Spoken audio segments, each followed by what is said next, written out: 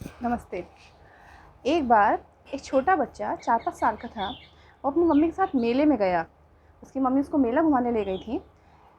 थोड़ी देर बाद मेले में, जैसे कि आपको पता ही होगा, शायद बचपन की कुछ यादें हों कि मेले में कितनी भीड़ होती है, कितनी सारी दुकानें भी होती हैं, खाने-पीने की भी होती हैं, टॉयज़ की भी होती हैं और झूले होते हैं।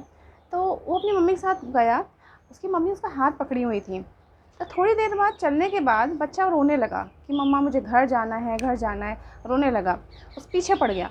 तो मम्मी ने उसको समझाया कि देखो बेटा, अभी थोड़ी देर बाद देखो, हम अभी तुम्हें झूला झुलाएँगे, अभी आइसक्रीम खिलाएँगे और अभी टॉयज़ दिलाएँगे। देखो यहाँ पे कितने सारे लोग हैं, बहुत अच्छा लगेगा, अभी झूला झूलेंगे, मज़ा आएगी। उसको किसी तरीके से बहला-फुसला के चुप करा दिया। थोड़ी आगे दूर चलने के बाद वो बच्चा फिर से रोने लगा। उसकी मम्मी ने फिर से उसको किसी तरीके से चुप कराया कि अभी सामान दिलाएँगे, अभी खिलौने दिलाएँगे, अभी झूले झुलाएँगे, बहुत मज़ा आएगी। 2-3 बार ऐसे ही किया और हर बार किसी न किसी बहाने से उसको चुप करा दिया। कुछ देर बाद बच्चा फिर से रोने लगा। तो मम्मी ने फिर से एक बार कोशिश की कि उसको चुप करा दें। अभी बच्चे ने झूला नहीं झूला था और बच्चा रो रहा था, उसको अच्छा नहीं लग रहा था। उसकी मम्मी ने सोचा एक बार चुप करा दें, अब झूला तो झुलाएँगे ही उसको, कुछ खिलाएँगे-पिलाएँगे तो उसका मन बहल जाएगा।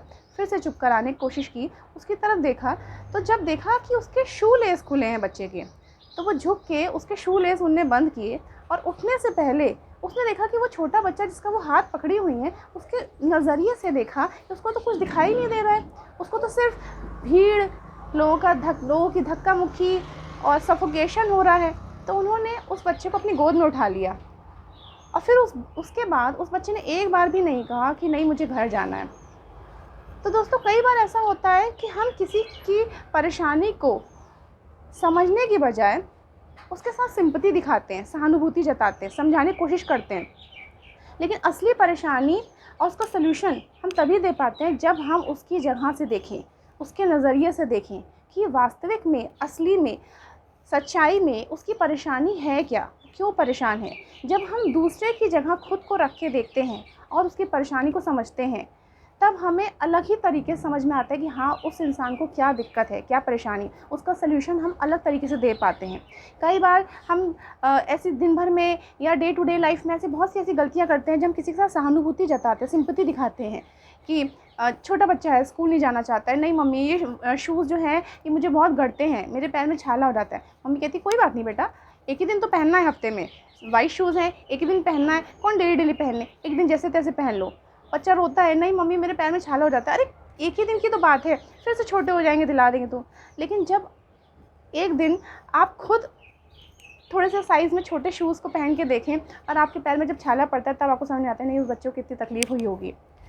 किचन में काम करते करते कभी किसी दिन आपका हाथ कट गया, अपने आप को बर्दाश्त करने की कोशिश करते हैं, हाथ कट गया तो क्या हुआ, छोटा सा ही तो है, किसी दूसरे से कि कोई आपसे कह रहा है कि मेरी उंगली में आज बहुत दर्द हो रहा है, तो क्या हुआ, ज़रा सी चोट है, इतने बड़े हैं हम लोग, ज़रा से क्या फ़र्क पड़ता है, ठीक हो जाए 1-2 दिन में। लेकिन जब खुद की उंगली कटी तब पता चला कि साबुन छूने में भी दर्द होता है, ज़रा सा नींबू लग जाए तब भी दर्द होता है, ज़रा सा नमक लग जाए तब भी दर्द होता है। वो भले ही छोटा सा कट हो लेकिन दर्द देता है।